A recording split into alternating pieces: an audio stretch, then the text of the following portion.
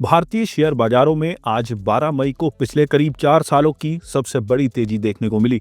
भारत पाकिस्तान के बीच cease fire के ऐलान के बाद सेंसेक्स करीब 3000 अंक उछलकर बंद हुआ। वहीं निफ्टी उछलकर 24,900 के पार पहुंच गया।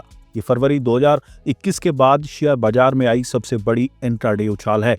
इस तेजी के चलते बीएसई में लिस्टेड कंपनियों की मार्केट वैल्यू आज करीब 16 लाख करोड़ रुपए बढ़ गई।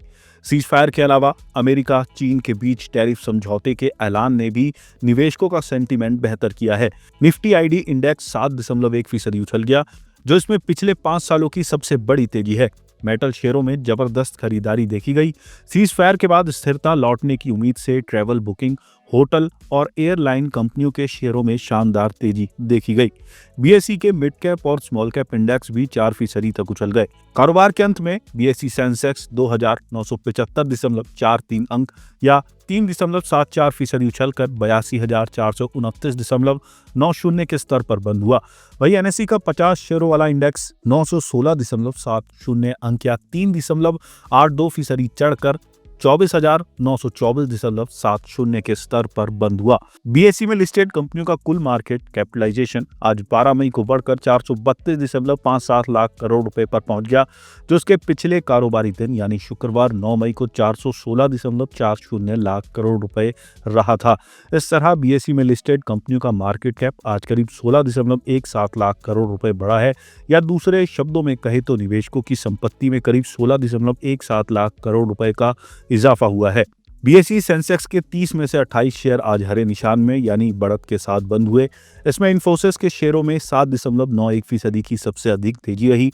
इसके बाद HCL tech, Tata steel, Eternal और टेक महिंद्रा के शेयर 6.35% से लेकर 5.36% की बढ़त के साथ बंद हुए। वहीं सेंसेक्स के सिर्फ 2 शेयर आज गिरावट के साथ बंद हुए। इसमें भी इंडसइंड बैंक का शेयर 3.57% की गिरावट के साथ टॉप लूजर्स रहा, जबकि सन फार्मा के शेयरों में 3.56% की गिरावट देखी गई। 13 मई को कैसी रह सकती है बाजार की चाल? वीएसआरके कैपिटल के निदेशक स्वप्निल अग्रवाल का कहना है कि मौजूदा उछाल भू राजनीतिक तनाव में कमी और ग्लोबल ट्रेड की संभावनाओं में सुधार के कारण आया है।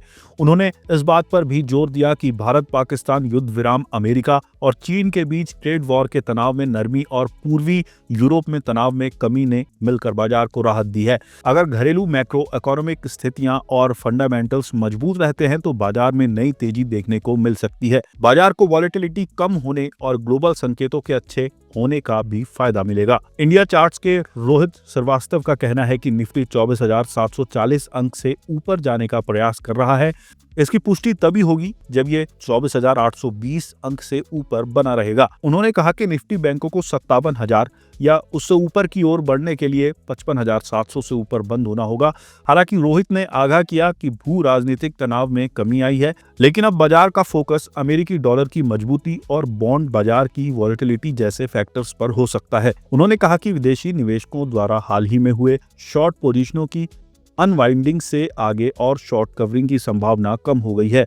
इसका मतलब यह है कि आगे की तेजी के लिए घरेलू संस्थागत निवेशकों के मजबूत सपोर्ट और किसी भी नेगेटिव संकेत के अभाव की जरूरत हो सकती है।